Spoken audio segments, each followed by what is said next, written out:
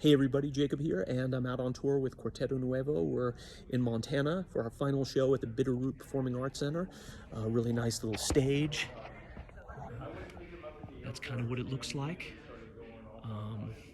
And we just finished our sound check, but I wanted to give you a quick rig rundown of how I approach playing with this group. This group is, I would call it a loud acoustic group with drums and a saxophone on either side of me, and then an acoustic guitar. So there's all kinds of really unique challenges that I'm facing, but that I think a lot of you guys probably are too if you play in loud acoustic settings, right? Like you're trying to amplify your string quartet, or you're trying to play in like a loud gypsy jazz group, or you're playing in any situation that involves drums.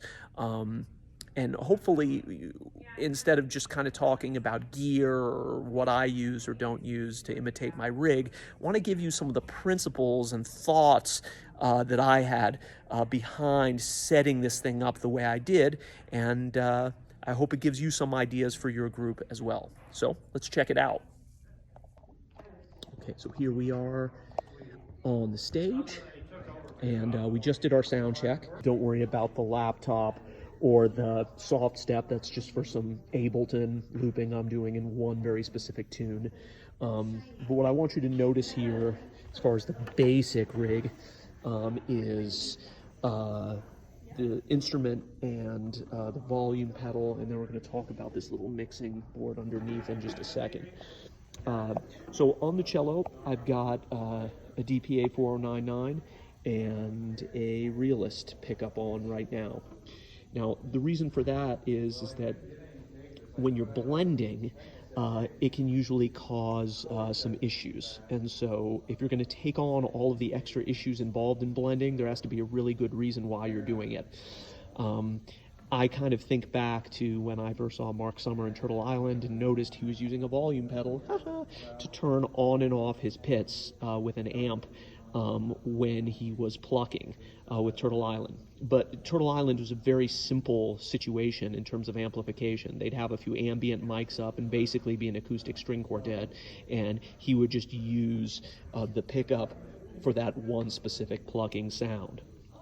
So the monitoring situation was really easy. They weren't really doing any monitoring at all, other than him, hearing himself when he was plucking. But with Quarteto, it's like we play in big halls like this, and there's a lot of stuff going on, and so especially because there's percussion, for those of you who play with any type of drummer, Felipe plays cajon and stuff, that creates all kinds of big issues. All right, so back at it here.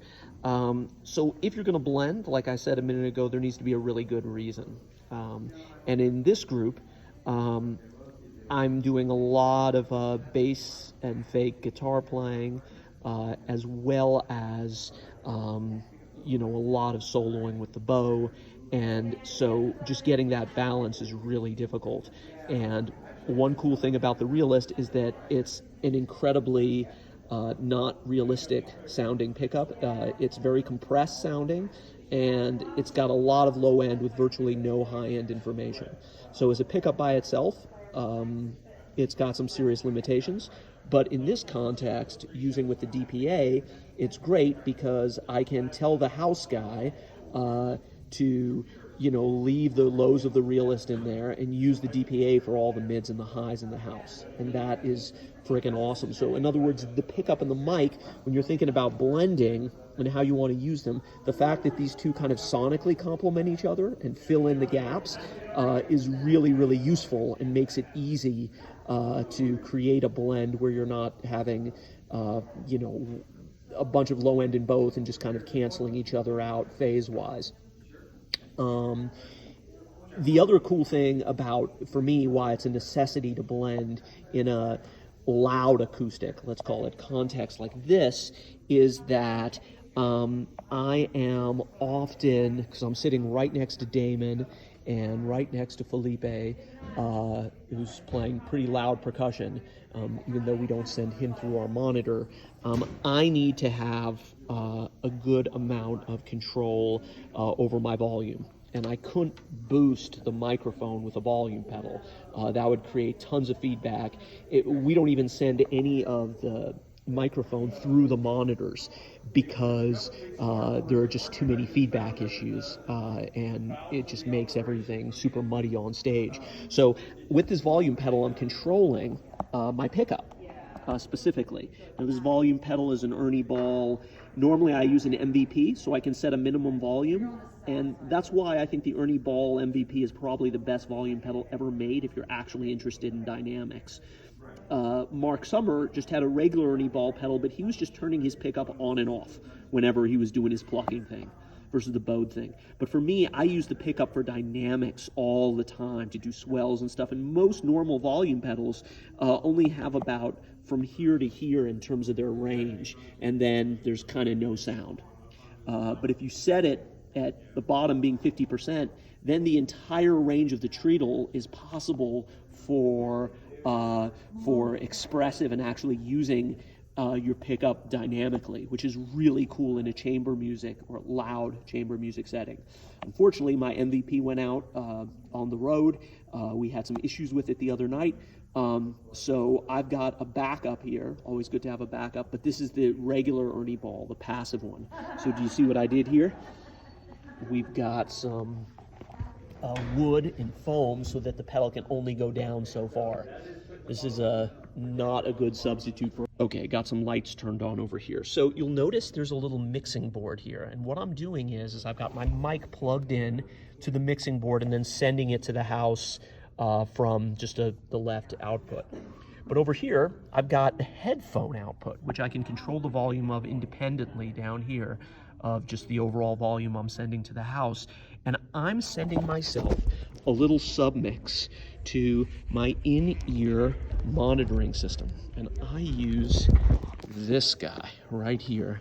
This is the Sensophonics 3D system. And what it is it's got these awesome headphones, or I guess just cans. So these are molds that I had made. But what's so cool about these is that they have microphones embedded in them. And what that means is I can dial in this pack here exactly how much of the room I want. So in other words, I can be hearing the guys normally, or I can take away as much as I want to if it's really loud on stage, and still comfortably always ensure that I'm getting my cello sound coming through my microphone.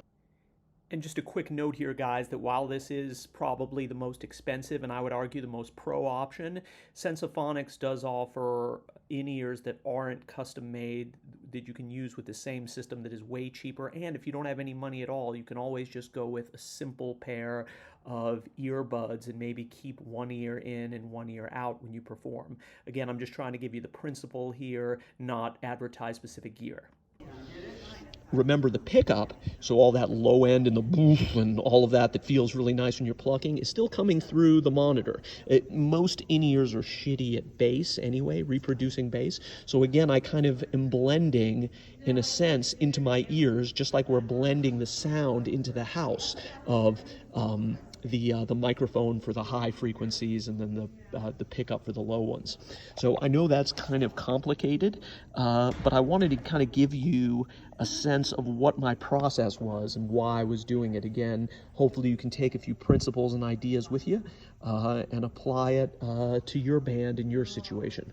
Remember, there's no right tool for every job, and it's really about understanding what you need, not just in terms of amplifying your sound, but in terms of how you're going to approach monitoring that really makes for a successful performance, especially with all the challenges of playing cello and sometimes being the bass player, sometimes being the soloist, sometimes being the percussionist or the guitarist, right, on our instruments.